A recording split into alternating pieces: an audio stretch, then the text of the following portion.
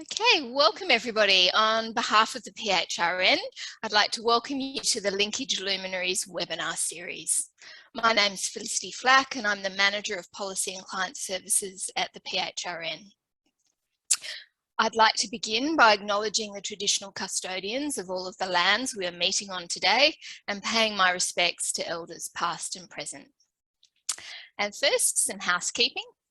If you have any questions for today's speaker, please type them in the Q&A box, and you can do that anytime during the presentation. We'll answer as many questions as possible after the presentation.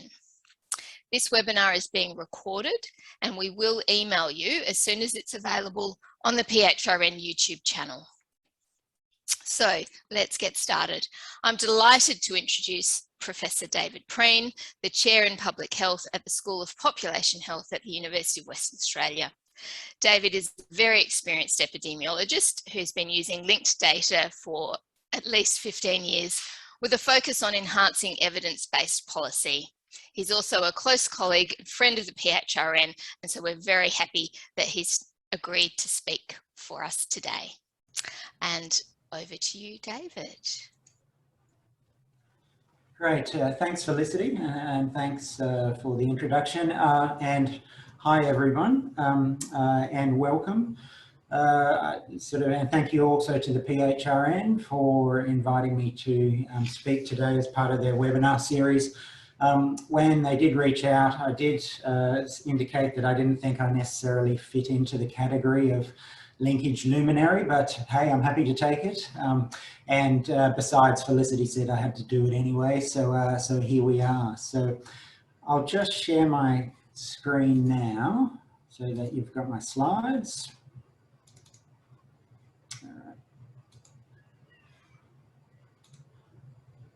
All right, Felicity, could you just confirm you can see those slides? Yes, all good. All good. All right.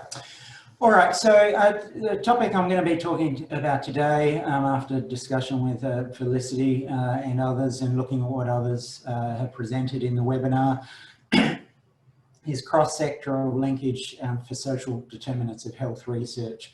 And I chose this for a number of reasons, and I'll talk about this in a little while. That as a public health and health services researcher, I mean, that's quite a broad church in terms of an area. So I have a large program of work, but this is one that I've been involved in more recently.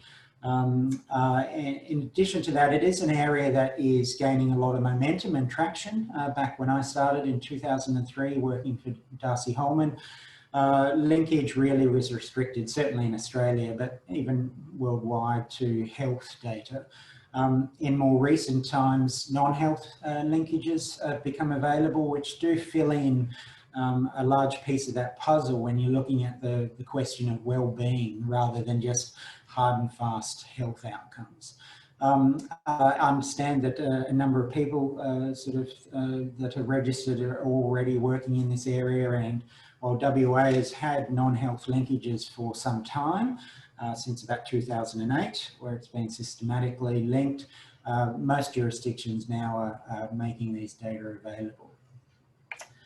So before I get started or go any further, I'd also like to just acknowledge the traditional owners of the respective lands that we're all meeting on today. For me, that's the land of the Whadjuk Noongar people, on which UWA is based, and where I'm presenting from today. And pay respects to elders past, present and future, as well as to any Indigenous people that are joining us today. All right, so as I reflected on what to talk about today, I did think back about when I started, so in 2003, so we're talking 18 years ago. Now, sometimes it feels a little bit longer than that. And so why linked data research? And I thought this cartoon, which I've adapted from the New Yorker, I thought I'd use that because, you know, sort of the New Yorker magazine makes it sound like I'm educated and smart. I don't read the New Yorker magazine, but I have seen this cartoon previously, which I've paraphrased. It was previously about PowerPoint.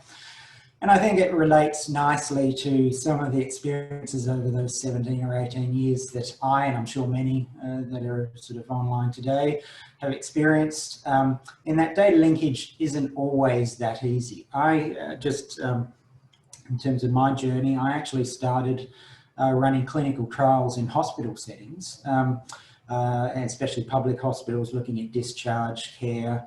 And then when I moved into population or public health, it was a welcome reprieve, because anyone that recruits patients knows that that always doesn't go smoothly working with people. So having a nice data set to work with seemed like it would be really enjoyable, and of course is.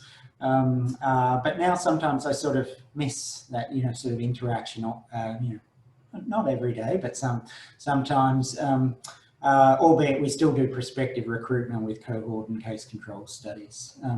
So anyway, that's sort of how I sort of transitioned. And Darcy Holman, who, as I mentioned, I started working with and was my mentor, used to say that sort of working in clinical medicine treats one person at a time. Working in public health treats thousands of people at a time. And, I like that phrase, and that was one of the reasons why I made that transition, and here I am today. All right, so as I mentioned, my research portfolio is quite broad.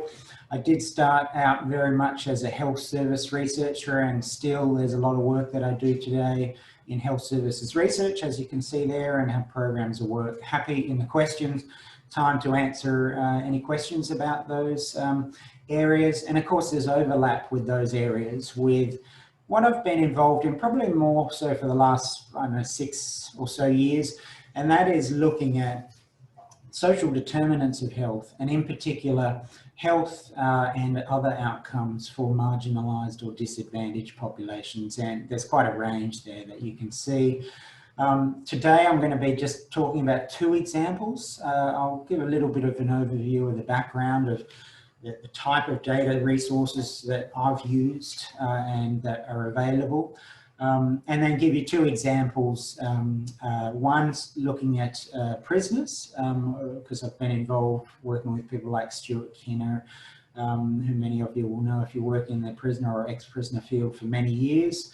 And more recent project, which is one that doesn't always lend itself, that easily to linked data, which is family and domestic violence, because that is historically very difficult to capture in your traditional administrative data collections because of the social stigma and the unwillingness to self-report and those things.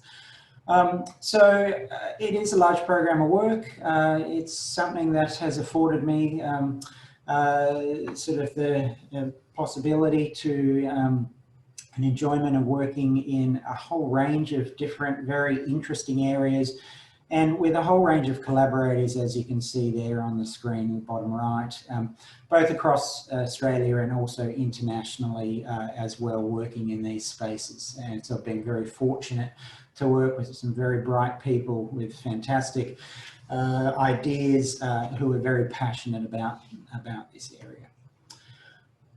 You will have seen this, I'm sure, and I just thought I'd put it up saying that the PHRN are hosting this, but I don't think actually they're the exact tables and figures on the PHRN website at the moment, but I quite like them, so I've included them, and I've put the link to the sort of current website there, which has the same information, just in different visual or graphical form. And I've just put it up there to say that, or to sort of, I guess, provide an overview that have been fortunate to work with linked data from most jurisdictions in Australia, primarily Western Australia, as you'd expect, but also a lot of work across those programs, not just social determinants health, using New South Wales and ACT data and from Cheryl, have also worked with people like Leonie Siegel doing some child protection linked data work from SA, which involved linkages from SA NT Data Link, some prisoner work that's involved linkages from Queensland, Also Tasmania doing linkage work, looking at linking in education data to a range of other data sets. Probably the only jurisdiction that I haven't really been involved with any linked data research to date. So happy for you to reach out after this if you feel that any of the work that I'm presenting on is complementary to your work, is Victoria. But I understand certainly in the linkage space that they are going heads and leaps and bounds. And in addition to that, that non-health linkages is something that also is very much on the cards. And with things like Gen V that is being heavily invested in, which is great to see, and linkage is a core part of that. I have no doubt that there'll be opportunities going forward. So that was really just to let you know that it's not just me sitting in this other country you call Western Australia using WA data. I sort of have had the experience of using linked data from different states. I won't go into my different experiences because they have been varied, but very happy to answer any questions on that in the question time. All right, so in terms of cross-sectoral linkages, I just thought, and I'm not sure if you guys all can see the thing at the top that is cutting out with sort of the title of each slide. Hopefully you can't see that, but if you can, I apologise. But basically, cross-sectoral linkage, I thought I'd start with a bit of history, and that's because often, for various reasons, as things progress that have been developed and implemented and work well in certain areas, as things expand outside of those particular areas, the history sometimes gets lost or forgotten, and that might be just because we've moved on and it's 10, 20 years later, or it might be for other sort of particular reasons. But in terms of cross-sectoral linkage at a systematic level, so this isn't your ad hoc linkage that would occur if you were able to negotiate approvals for getting, say, corrective services data to, sort of mortality and morbidity data that's been going on in an ad hoc way in Australia and WA for decades. But really the forerunner for systematic non-health linkages across sectors in government was the WA Developmental Pathways Project. This is before my time in sort of social determinants health research. And it was led by, at the time, the Telethon Institute for Child Health Research, now called Telethon Kids Institute, and was headed up by Professor Fiona Stanley. Many of you know Fiona. Fiona certainly is a luminary, not just in linkage, but just in life and public health research. She also is a good friend of mine and a colleague of mine, and can be described really only as a force of nature. And so it's no surprise with her at the helm, she was able to get this done. And I do recall previous chief health officers saying to me, only Fiona would have been able to get all the chief executives, such as commissioners, DGs, etc., from all these departments in WA in the same room to agree on something and to actually put funds and in-kind support and their approval and their ongoing support to enabling in a routine fashion through the data linkage branch linkage of all these data sets. And so government's changed, as I'm sure it has in your neck of the woods. So things like child protection, communities, housing and disability all now sit in Department of Communities. But effectively, that's a lot of non-health data. And this was put in place with a governance structure that allowed it, so it meant that the departments, including the Director Generals, and an advisory panel that had sort of the two ICs, those people that were program managers under, sort of the executive that were making policy and running programs also were involved. And the research group at the time, basically they all were involved in the governance structure and interacted, and there were monthly meetings and the DGs all turned up. It was, sort of really before its time. And there was also, through Anne McKenzie, and then a consumer reference group that fed into all levels. And that started in 2008 and has been going sort of ever since up till fairly recently. And that enabled in WA, and this is where I got started using non-health linked data, these linkages. So we obviously had, you know, the usual sort of health linkages that most states and territories have for physical health and mental health. There's lots of surveys, not just this one here. This is included because I was a bit lazy and just pulled a slide out of the previous presentation. But big cohort studies such as the Bustleton Health Study and Brain pregnancy cohort study that now has multiple generations and has been going for almost 30 years have linkages. But it also has linked in really, you know, granular and important information about things like child protection, things like, you know, sort of justice contact. It also, I'm going to talk about this police data, which is not something that's routinely linked, but can add value, and I'm going to give you an example of that. Education data in terms of a whole range of things. And basically that was part of the master links of the WA Data Linkage branch up until, well, in fact, sort of still is, so those data are still available. Unfortunately, due to some changes in government, the linkages in terms of routine linkages stopped around 2015, which is a real shame from my perspective. And this came about as a result of a number of factors, which I'll talk about briefly in a second. But there's, over the last 12 months and ongoing, there's a huge reform process being undertaken in WA Health regarding, you know, use of data and in particular data linkage. And so they have committed to re-establishing these linkages, which is great. And these will be available probably in the next 2 to 3 years with updated data, which is the timeline I've been given. Should say there's also genealogical linkage. WA was one of the first places to have that, with linkage with birth records back to 1945 and out, I believe, to a third degree relative. So, you know, it's not just parents, it's not just immediate siblings, but it actually goes out to aunties and uncles, etc. And I'm going to sort of show some work where we've used that. It is, you know, sort of quite a powerful element of data linkage. And just on that, I saw an email come around yesterday from the PHRN that the PHRN and IPDLN are holding a multi-generational data linkage symposium on the 21st of September. So there you go, Felicity. Not only do I agree to do a presentation, but I'm plugging your events. But that looks really interesting and something I'll be attending.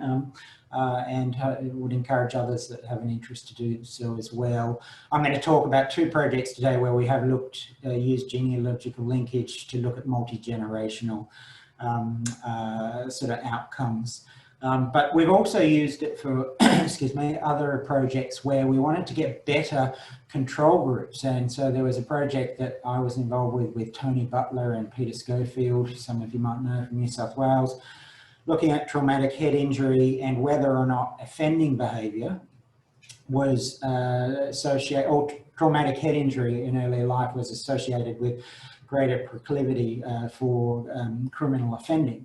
And that's because there was a fair bit of literature that shows that people that offend have high rates of TBI. The thing is, though, there's a bit of a chicken and egg there. Is it factors that, you know, other factors in terms of social deprivation, the type of communities people are living in, the peers they have, you know, is it the drug and alcohol, etc. Those sort of things that also are associated with criminal offending, and also, I should say, certain types of mental illness. All those things are associated with TBI as well. And so it's just a fact that people that end up in prison are more likely to have TBI, or is there, you know, a potential causal pathway?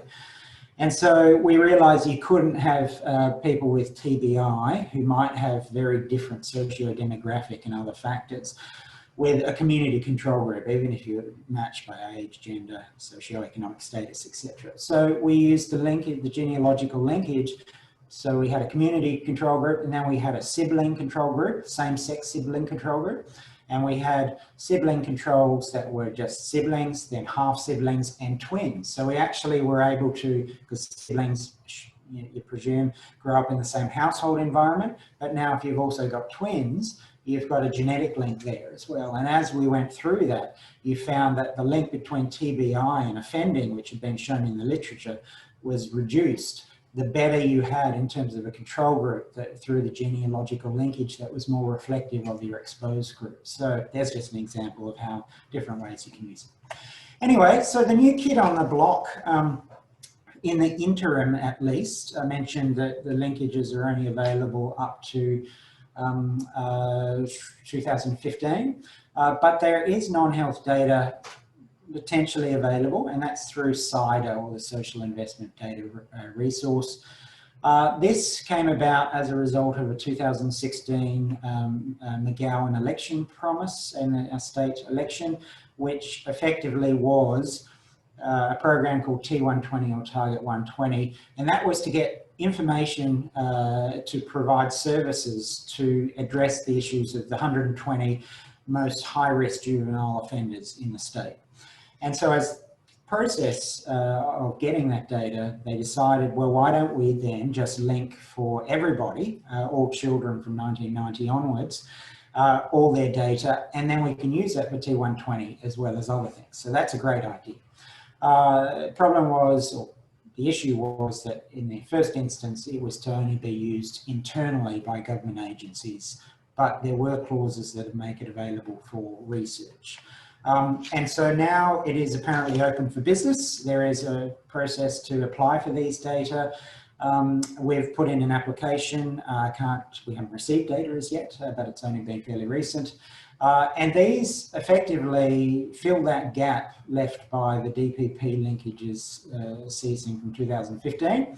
And you can see it's the same sort of data. The data is linked through a distributed linkage model by the Centre for Data Linkage out at Curtin, with the Department of Health also providing data from sort of the DLB.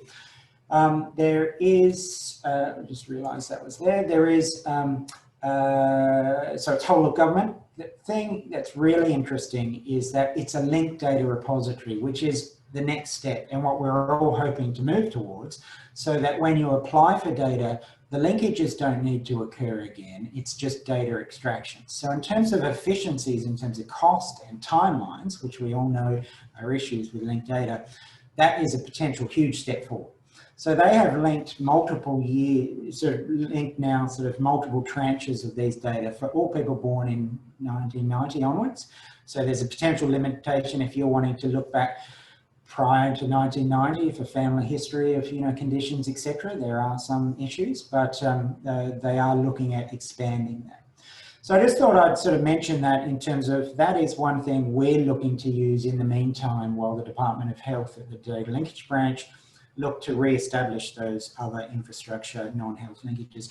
If you have any questions on that, please feel free to contact Jenny Harrison. Jenny is the new Director of the CDL, Centre for Data Linkage. The data are accessed in SERP, so a secure remote access environment, and she'll be able to provide you with all the information that you require. Okay, so just in terms, so that's a bit of background about me and the types of data resources that I've historically used in this space. Can't obviously give you a huge overview of the whole program of work we've done. So I thought I'd choose two projects and just, you know, at a fairly high level, you know, talk about the linkages and then what we've found. And I've chosen two. One is looking at a very vulnerable population using genealogical linkage, looking at the outcomes for children who have their mothers, you know, sort of, you know, relocated out of the house because they've been in prison, yeah? And at different points in their developmental trajectory. Children are often referred to as the forgotten victims of crime because they are impacted when their parents offend or are incarcerated, especially if they're then out of home. And what are the flow-on effects in terms of mental, physical health, child protection outcomes, etc., educational outcomes. And the second is similar, but it's looking at family and domestic violence and the impact of children. So if there's family and domestic violence in the household, what impact does that have on children? And so that is a very important issue. So these two are very synergistic. They're same methodology in terms of cohort studies, basically, where we've got exposed, non-exposed group or multiple exposure groups, and we're following them forward through time. So the first is the maternal incarceration. So why? Because, you know, historically, women have not been looked at in research because they usually are only about 9% of the prison population, but they're the fastest growing group in Australian prisons, with 66% increase in the last decade.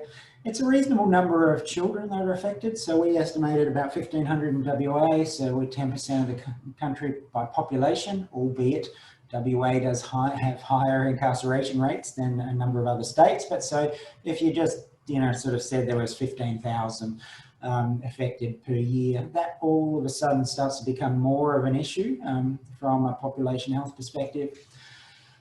Not surprisingly, but concerningly, a massive difference. A 27-fold overrepresentation of Indigenous children affected by their mums being incarcerated. We know that Indigenous, in WA, Indigenous people are incarcerated around about 14 or 15 times a greater sort of levels or rate than non-Indigenous. Yet they're 3.5% of the population. But in terms of their children, they're even further disadvantaged because of that, because Indigenous populations generally have more children, and if more Indigenous people are going into prison, then of course that magnifies that. And the evidence base is very weak. In fact, there aren't, while I've sort of said here about, you know, 1,500 in WA, we don't have any national statistics on children that are impacted by parental incarceration. So effectively, we don't know much about it. Just very briefly, we had we have a study that is all children born in WA from 85 to 2011 with follow-up to 2015, whose mothers were incarcerated during pregnancy. And we chose mothers specifically because we don't know whether fathers, in terms of criminal offenders, are in the home necessarily. And mothers generally are the ones, especially in early age, that are primary caregivers. So if there's going to be greater impact, it will be with mothers. Megan Bell, who's working with us now on this, is also doing some work and has done some work previously looking at parental, both mothers and fathers. So there is that program work going on.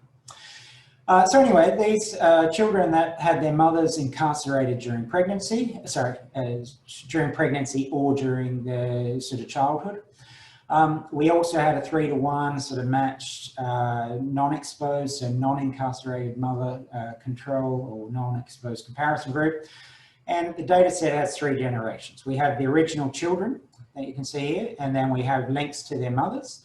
And then because we've got births as far back as 1985, and with the issue of intergenerational disadvantage and offending, we know that these populations tend to have their first child, in terms of women obviously, at earlier ages. So teenage pregnancy is a greater issue. So we've also got critical mass of children born to both those children whose parent mothers were in prison and those that weren't. So for all of these people, we then have data that is linked from the Justice, Department of Justice as it is now, all incarcerations, all community correction orders throughout the life course. We have child protection in terms of notification, substantiations and out-of-home care placements, education data, and the standard health data that you'd sort of expect in terms of morbidity and mortality, physical and mental health. So that's linked for everybody.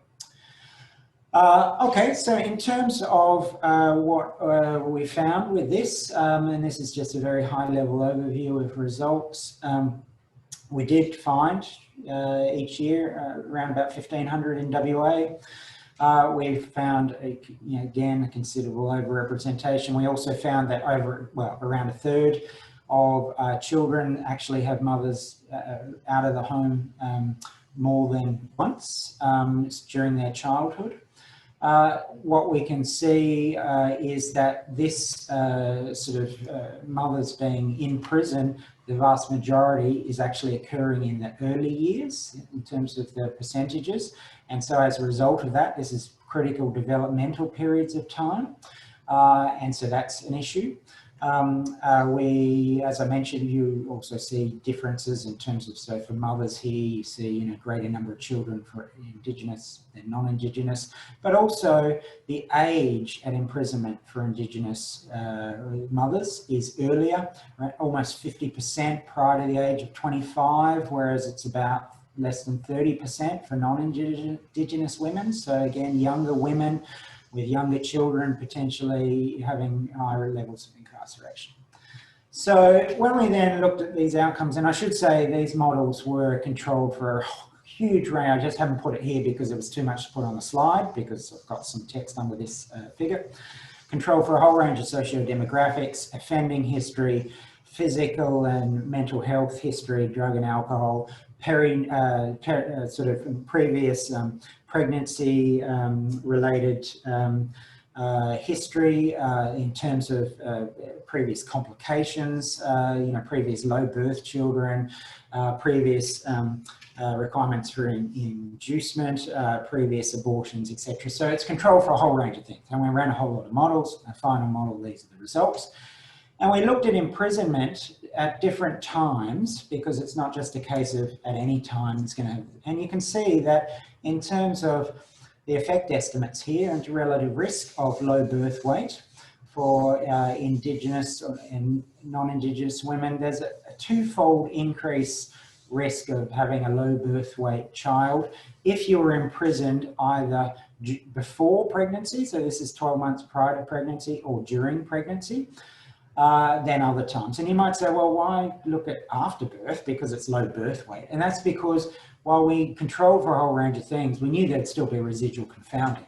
So what we have is women that go to prison are obviously not necessarily going to be the same as community corrections or, so people in the community in terms of a whole range of other factors. So if we looked at women that went to prison after, sort of birth, and I think it was within 5 years after the child's birth, so that's suggesting women of, sort of potentially a more similar group in terms of those things we couldn't control for.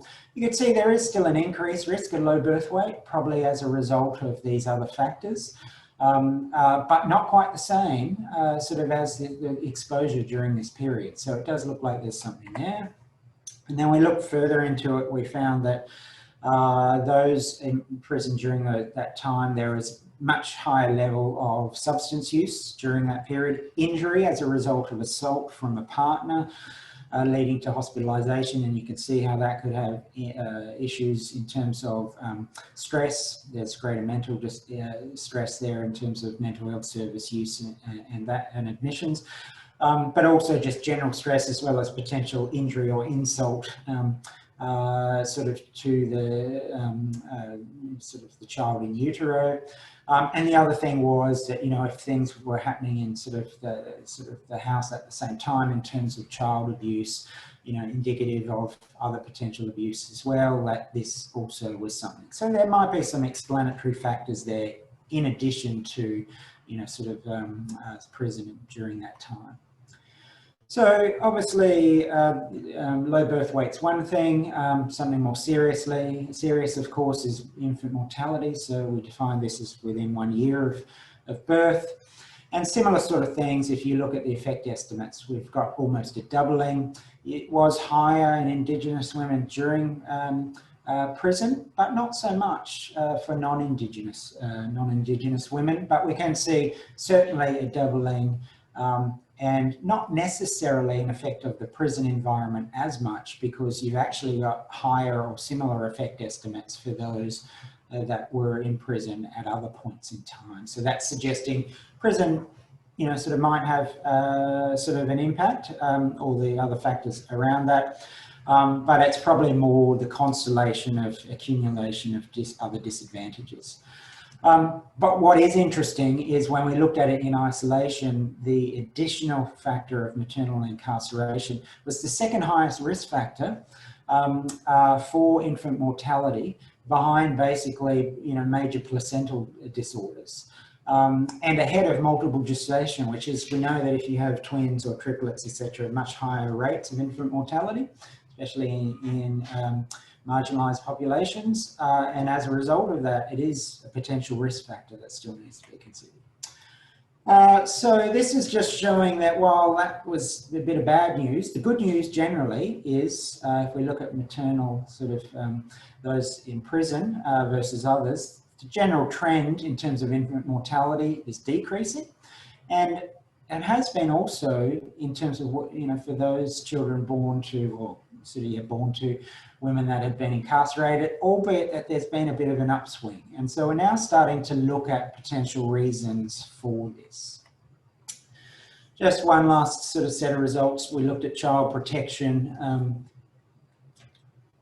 for children that were born to mothers who are incarcerated. As I mentioned, a lot of cumulative disadvantage or other factors that might be contributing, which we did try and control for. But we looked at child protection sort of contact within the first 2 years of age for the children. And what we found was much higher rates, obviously, as you perhaps expect in Indigenous and non-Indigenous children. But 50% of children that had mothers incarcerated, Indigenous or non-Indigenous, had a contact with Child Protective Services by age 2, which is, you know, quite alarming. And a third of them were taken out away from the home. Again, you know, sort of quite an alarming result. And the rates of placement as care was, you know, sort of significantly higher for those in with mothers that go into prison than those that don't. And you can see very high, but much higher relatively for non-Indigenous children, possibly because of the higher baseline in the non-exposed comparison group levels or rates of out-of-home care already in sort of the Indigenous group compared with the non-Indigenous group. But that's they're alarming effect estimates in terms of out-of-home care placements or requirements for this particular group of women who are going in and out of prison and can have potentially flow-on effects.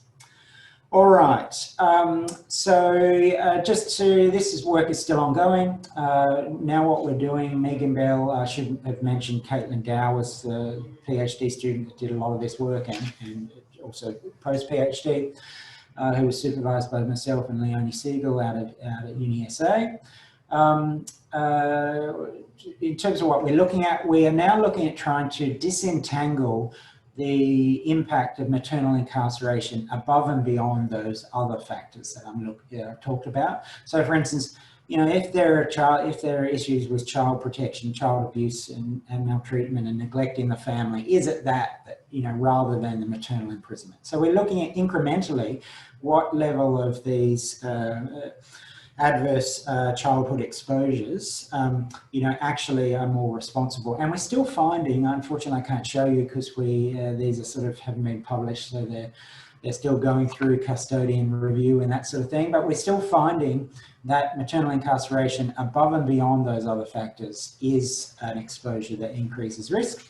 And then we're looking at a number of other outcomes as well. One thing we are looking at doing is also looking at prison attributes, because we have a number of prisons in WA that have family-friendly programs running that allow, for instance, if a mother has a very young child or she's pregnant, etc., and then gives birth in prison, you know, sort of can the child actually be cared for in the prison, or is there greater visitation, etc.? Is it a better environment for the child to come and visit the mother? And so those positive attributes, women that, you know, effectively are imprisoned there and have children, does that improve outcomes for their children than, say, if they have prisons, if they go into prison that don't have those programs? So that's something that we're also working on. All right, so just mindful of time. So the second project is looking, so a similar sort of approach, looking at family and domestic violence and the impact on children. So why? Well, I don't need to belabor that because we all know family and domestic violence is a huge issue and is increasing, as you can see there. And the reason we're looking at children is not because the risk, you know, the issue and impact on mothers is not significant, because it is, but it's one thing that hasn't generally been looked at a lot. And as you can see here, around about half of women that are victims to family and domestic violence from an intimate partner have children in their care at the time. And so children's exposure isn't necessarily the domestic violence in terms of assault, although it can be, but it's witnessing and hearing acts, as well as, you know, sort of living in that environment afterwards. And what impact does this have? And it's very hard to actually get a handle on this because population level data sources for family and domestic violence are few and far between. Mostly self-reported. Most of the self-report shows that 1 in 5 plus to 1 in 5 to 1 in 4 women have experienced intimate partner violence, which is very concerning, but that's likely a huge underestimate. So there's been a lot of self-report work. And the work that has been done, so this is from Carol Orr's PhD. So Carol Orr was a student that I was involved with supervising with others, you can see there, and is now a postdoc of mine, continuing her work in this area. Historically, we've used hospital admissions or emergency departments. But as you would imagine, there's not, you know, there's a huge likely underreporting for assault-related admissions.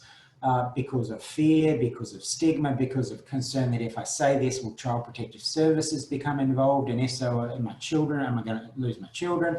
And so there is a huge underreporting.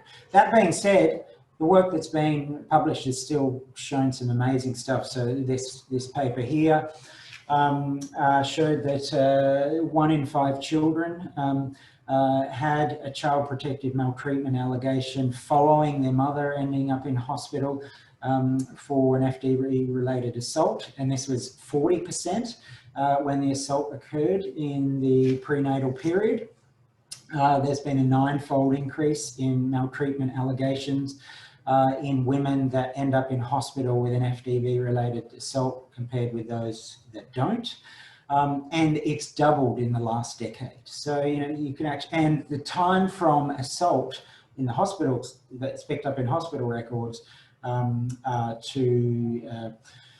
so time from assault to child maltreatment is around about 3 years. So you can see there's a potential for intervention there before the child maltreatment is at least picked up by the system. So really useful information. However, so we decided, well, let's have a look at that, but perhaps extend on that. So we had a cohort again, mothers in WA with children, and this is where we had an FDV related event from the hospital data like we've done before, but also in WA police data that was linked in. And you can see it's quite, you know, sort of the data we got there, the data fields were quite detailed, and it includes a relationship in terms of, was it somebody in the house, was it intimate partner, what was the relationship, so we could actually look at what type. And we had a control group there, and you can see we had a critical mass of people. So the first thing we did was look at, from the previous work, how much were we actually missing if we didn't have police data, and you can see it's a lot. So of the mothers identified in police data, only 12% of them actually would be picked up in hospital data. And it was around about 9% picked up of everybody we could pick up, picked up in hospital morbidity data alone. So actually, sorry, it was around about 10, 11%. So you can see not having police data for FDV related work still gives you people that you have good information on for cohort studies, but it doesn't give you a great capture. The other thing is, what we looked at is if we used hospital data, you know, sort of does it give us any indication about, you know, sort of timing and that sort of thing. And you could see that, so for instance here, we had, when we looked at police data, only about for everybody, only about 3 to 4% of women had a hospital admission that could be flagged as FDV within 1 month plus or minus of FDV related police record, and only 8% plus or minus 12 months. So this is showing, if you're now looking not just at full capture, but the timing of FDV, that's a real problem if you're using just hospital data. All right, so probably just 5 minutes, then I'll sort of leave 10 minutes for questions. So what did we find? Again, these were the models where we compared those with FDV compared with those without not exposed to FDV. And we looked at different timing because we're able to now with the police data. So if the FDV was reported during pregnancy or in the first 5 years of life or at any time in the child's life, you can see certainly during the prenatal it's higher, but you know, it's a 50 to 60% increase in risk for most of these sort of conditions, with the exception of mental health, which you can see is much higher, and this is in children. Sort of children where the exposure occurred here, but up to the age of 18 years. So there's a tripling, or there's, you know, sort of a 2 to 2.5 fold increase. And these were all greater in Aboriginal, around, you know, sort of 2 times greater in terms of the absolute levels in Aboriginal than non-Aboriginal children. When you looked at development from AEDC data, you could see again there's around about consistent 50 to 60% increased risk of effectively not performing in terms of particular AEDC outcomes, and almost a doubling in terms of being categorised as developmentally vulnerable in all 5 domains of the AEDC. Which is taken, you know, in the first year of school. So that is, you know, something that is really obviously of concern. So in the pipeline, because this work's continuing, looking at mental health service use and outcomes, because that was one thing that was identified. And this is work that's being funded now for Carol's postdoc through ANROS. I can't report on that here because it's still in progress, but we're also looking at a number of things. So they're in the pipeline, which would be lovely if it went like this, but our experience is that it doesn't always go that smoothly, especially when you're using complex, not straightforward linked data. If you're looking at, which I used to do, which is great, you know, your surgery and then 28-day readmission or mortality, that's very different than looking at these complex social constructs and the interplay with multiple disadvantages and how you then look at the exposure and control for these other things. All right, so that's just to remind me to make a point that I understand I've just given you odds ratios or relative effect estimate overload. A lot of the work we do is more complicated than that, and looking at life course and trajectory analysis. But I haven't had time to present on that, but happy to do that. And it also leads to the last point, which is sort of the continuation of this work, but more broadly. So we've recently been funded a project that I'm leading, but it's a cast of thousands across these academic institutions, as well as these partner agencies that have signed up. It's just getting underway. That will continue to use these data to look at a whole range of issues, but extending on the previous DPP, because not just looking at children, we're going to look across the life course. We're not just going to look at individuals, but looking at families and intergenerational cycles. We're going to sort of look at high intensity service users and critical transition points. So again, not back to just the odds ratios, but transition points through people's journeys that can then be targeted for government programs. And we're going to do that at a whole of government sort of level. There's also with the CDL who are involved, looking at the trialling of repositories and privacy preserving record linkage to access hard to reach data sets that aren't already routinely linked. So just an acknowledgement of many. I've mentioned a few names of people that I've worked with, but it has, as I said, I've had the pleasure and the fortune to work with so many people, too many people to name here.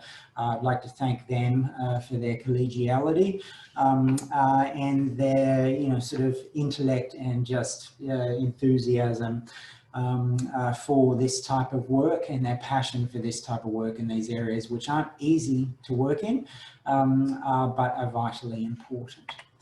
And that's it from me. There's my email address if you have any questions after today or you'd like to get in touch about anything that I've mentioned. So Felicity, over to you. Thanks, David. That was fantastic. Really interesting stuff. It's actually really great for me to hear about your research. I often talk to you about lots of different things, but not your research. So I was delighted to hear that. So David's very happy to take questions. So if you have any questions for David, please type them into the Q&A box. We have one question to start, which is, I'm interested in understanding your experience in gaining access to child protection data, given the sensitivity around this. Do you get access to information on notifications and changes in care arrangements? And has this information been used for following up study participants? So, three-parter. Sorry, just unmute myself. So yes, so there are a few things there. And look, there are a number of groups around the country that are doing a lot of great work in the child protection space. So I mentioned Leonie Siegel, Melissa O'Donnell, who previously with us and still is affiliated with UWA, but now sort of with the University of Adelaide, and of course John Lynch, who I think has given a presentation previously, and apologies if I've forgotten anyone else. So access to child protection data is certainly doable and doable in a sort of and achievable in a routine way. We've had in WA a number of projects with that. It has been facilitated through, as I mentioned, the Developmental Pathway Project, because Department of Child Protection and then communities as it is now have been involved and at the table with all the decision making around that. So that really did facilitate the process in that any application that went through went to them, but they understood data linkage was demystified. They felt comfortable about it. They understood there was good governance, and they also had the ability to be involved with making decisions in terms of what was approved, but then reviewing material once it sort of was available prior to publication. So from a WA perspective, I've never, and I don't want to speak for Melissa, but I guess I'm going to. Melissa has worked extensively with child protection data, and sort of for most linkage projects, there haven't really been sort of major issues. It's obviously subject to having all the correct and appropriate ethics approvals and those sorts of things. In other jurisdictions, I can only speak to my experience. Obviously, others have better connections with the local government agencies. And I know, so for instance, John Lynch has a great program of work with great data, and he's been involved with sort of government in the child protection space, and I believe they've worked very collaboratively and provided data. Others have had variable experience, but it really is more about that existing relationship, and which needs to be nurtured, but also the overarching governance and involvement. So it takes time to set that up rather than just going cold. So if you're in a jurisdiction that has never linked child protection data, that might be a very different scenario. And my suggestion would be go and speak to them as well as the data linkage branch and start a dialogue to sort of, before you're submitting applications, just asking for data, and that's all of a sudden that's not something they're used to sort of providing. But once those relationships are built and the process is in place that everyone's happy with, it generally, my experience, has not been an issue, as has been the case with some other data custodians. So that was sort of the first question. Just remind me, Felicity. The next part was about the type of information you get access to on child. So do you get notifications and changes in care arrangements? Yes, you do. So you can request all of that. So you can get notifications, you then get substantiations, you can get investigations, you get whether there's out-of-home placements, and then whether there are changes. Whether that's the same for all jurisdictions, I'm not sure, but from the jurisdictions where I've been involved with projects that have received data, they have been able to access that with the appropriate approvals. Yeah. Okay. All right. Next question from Stuart Kinner, who's very complimentary. Can you comment on the change? Nice, Stuart, be nice. He says it's a fantastic presentation. Can you comment on the challenges of bringing non-health data custodians on board for this sort of work, and any tips for successful engagement?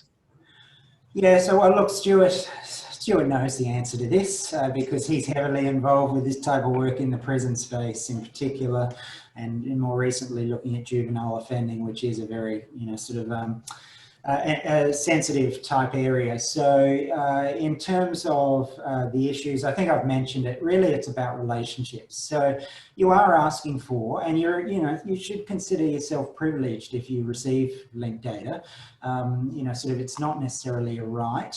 But it's something that building those relationships up front with the data custodians is important, so that they understand the value of your work. They understand the security and how the data will be treated, and as I mentioned, that they will be involved. Actually, as part of the Linking for Life project, that was what we did. Rather than, this is another sort of potential tip, is rather than coming up with your own, sort of in your ivory tower, which you often hear, and look, I'm behind this backdrop sitting in an ivory tower. So, there's I'm not, disparaging that, but, there is that divide between those providing the services and the data custodians. But if you just come up with your idea and you submit, an application for funding, it's a great idea, but does that align with the priorities of the agencies? So one thing we're doing for Linking for Life, and we did for the grant, is went to each of them and said, what are your 6 top priorities? Interestingly, a lot of them didn't know. And so we actually did some brainstorming priority sessions with them.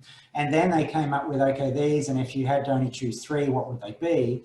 And we did that with all the agencies. And then what we were able to do is try and marry that together to come up with a program of work that ticked the boxes to say, if you provide access to data, we will deliver on this. And so it's not just an arbitrary exercise, it's what they need to know for their policy and program development and decision making. So that's one. In terms of my experience, it's varied, and it's varied depending on the department and the sensitivity of data. I'm not going to name which departments here I've found more difficult. The other thing is the churn in government of people and positions. So there can be, you have had these discussions, everyone's on board, and someone gets moved sideways. COVID is a great example, someone's seconded, and you have to then renegotiate all those things. So we have a process in place where we go to the higher levels and get that sort of approval, so that we're not having to confirm with people that are the data custodians, this is an okay thing to do because your chief executive, who is less likely to have changed, but still does, has provided, support for this. So hopefully that's answered your question, Stuart. I'd be happy to hear your insights as well. They're probably more detailed than mine. All right, next question, different topic. What are your thoughts on Indigenous data sovereignty and how the principles can be upheld with linked data? Yeah, so look, that's very important, and I know there's a movement in this area, specifically a moment coming through Victoria, and I think there was a workshop a little while ago. It is very important, as is having Indigenous input, and input doesn't really, do it justice, but sort of involvement or collaboration in any project right from the beginning. So we do that with our program work. You would have seen one of the main themes was Aboriginal Wellbeing, and that's led by Sandra Eads, who many of you all know, as well as Rhonda Marriott and Jocelyn Jones, who are 3 exceptional Aboriginal researchers here in WA, although I believe Sandra is moving back to Melbourne shortly. So having that and not just that they're feeding into that, they're leading that program, but then also involving more broadly from the community reference group, having their Aboriginal reference group, and them taking the lead on all things related to not just the outcomes you're looking about, but the use of the Aboriginal data. So when is it that you need to look at that separately, and if so, in what case, and if so, how is that evaluated, using a strength-based approach rather than just pointing out, disparities all the time. So it is very important. I think it's something in this space that is, needs to be included, and people need to be mindful of right at the beginning when they're conceptualising ideas and having initial discussions. Yeah. Now there's a few more questions on the list, but we are almost at time. So I think we might bring things to an end there, and sorry to those people whose questions we didn't quite get Felicity to. said I could talk as long as I want, so that's what I did, and I thought that means less questions, so that's perfect. So it's fine, absolutely fine. So thank you very much, David. That was a fabulous presentation, and I'm sure that everybody really enjoyed it. Just to remind everybody that we have recorded the presentation, and we will let you know as soon as the video is available. And I'm also supposed to, David did an amazing job at marketing for us, and I'm not so good at doing that. So if you're looking for a change of career, David, you're probably welcome to a job with us. I am supposed to let you know about the next in our series of webinars, and I've got a slide and everything there for it, which is on the 23rd of September. Professor Heather Gidding and Dr. Hannah Moore are going to talk to us about vaccinations, which I'm sure we're all endlessly interested in at the moment. These ones not COVID vaccinations, so something different for a change. So once again, thank you very much, David, and I think we'll finish there. See you all. Thanks, Felicity, and thank you for attending, everyone. And feel free to reach out if you have any questions. Thanks, everyone.